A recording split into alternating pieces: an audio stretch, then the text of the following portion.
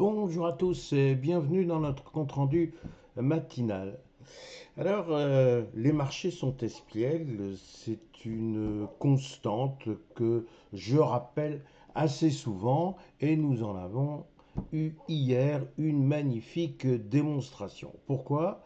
Parce que tous les observateurs dont je faisais partie indiquaient que, bon, ben voilà, la communauté financière avait manifestement enterré le dossier Hormuz, le dossier États-Unis-Iran, considérant que, bon, ben voilà, ça serait pas simple, mais on allait finalement arriver à un accord de paix, donc on pouvait se concentrer sur d'autres préoccupations. Vous connaissez la suite. Puis là, hier, ben, on s'est aperçu que non, finalement, ça se passe pas bien et que M. Trump est obligé d'injurier son adversaire et que manifestement, il y a des missiles qui partent un petit peu partout, de chaque côté, et l'on voit mal comment tout ceci va se faire sainement. Alors les premiers qui ont marqué le coup, ben, ce sont les marchés européens. C'est ce qu'on va voir avec une baisse importante pour notre CAC 40. Et ça, encore une fois, c'était pas prévu. J'allais dire c'est aussi une constante. Les Américains sont restés beaucoup plus sereins. Oui, il y a eu une baisse des indices américains, mais franchement, rien d'extraordinaire. Et puis ce matin, il semblerait que l'on veuille prudemment, mais quand même se reprendre. Et pourquoi se reprendre? Bien parce que on sent que les coûts sont retenus en quelque sorte. L'Iran sait quand même qu'elle ne peut pas complètement abandonner l'idée d'un accord. Et quant à M. Trump, il n'est pas question qu'il puisse aborder les fameux midterms, c'est-à-dire en novembre prochain, avec toujours ce poids de l'Iran. Donc, nonobstant un nouveau bras de fer, il semblerait que l'on puisse quand même ne pas trop s'énerver, si vous me permettez cette expression, avec le delta d'Ormuz. Donc, on pourrait a priori se reprendre doucement. Regardons dans le détail notre CAC 40. Notre CAC 40, j'ai titré pas prévu. Bah oui, c'était pas prévu que d'un seul coup, il y allait y avoir une reprise violente des combats, des missiles qui partent, des pays dits proxy qui sont tous en train de craindre euh, qu'il y ait d'autres choses beaucoup plus graves. Bref, on voit que notre brave CAC 40, eh ben, il a illustré la séance d'hier avec une très grande bougie rouge.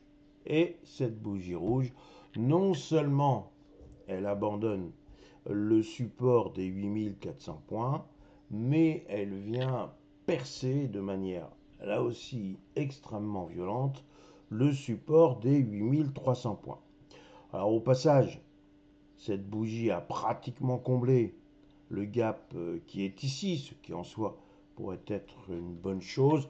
Et ce que l'on peut croire, c'est qu'aujourd'hui, il devrait y avoir quand même une reprise et donc une réintégration du support des 8300 points.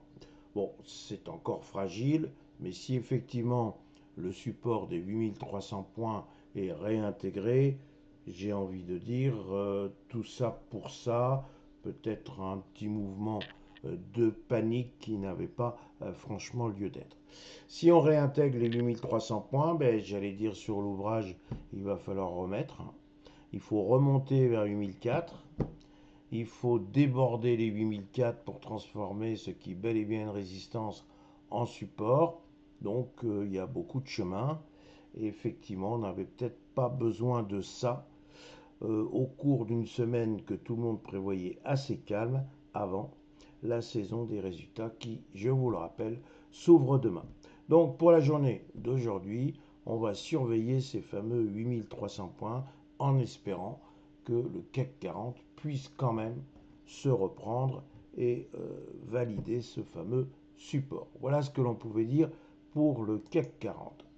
Maintenant, si on passe du côté du S&P 500, on constate que oui, effectivement, la résistance des 7500 points, ben, elle est bel et bien là, hein. Je vous dis depuis 2 jours que, attention, le passage de cette résistance peut être remis en cause. Ben oui, il l'a été. Alors avant-hier, c'était simplement un S&P 500 qui s'est installé sur les 7500 points. Il était à cheval. Bon, pliera, pliera pas. Et puis donc hier, effectivement, boum, ce pétrole qui d'un seul coup prend 5%. Donc voilà, le baromètre de la paix, en quelque sorte, eh bien, il s'est cassé. Et ça, c'était pas bon. Ça, c'est un premier constat. Mais le deuxième constat qu'il faut immédiatement dresser dans la foulée, c'est que il y a eu finalement une baisse très contenue de moins 0,28%, avec le dessin non pas d'une grande rouge comme sur le CAC 40, mais le dessin d'une petite bougie verte, une longue mèche inférieure, c'est-à-dire qu'en fait les vendeurs ont été complètement contrés et on est à 7482,71. Autant dire qu'on pourrait aujourd'hui retrouver le tutoiement des 7500 points.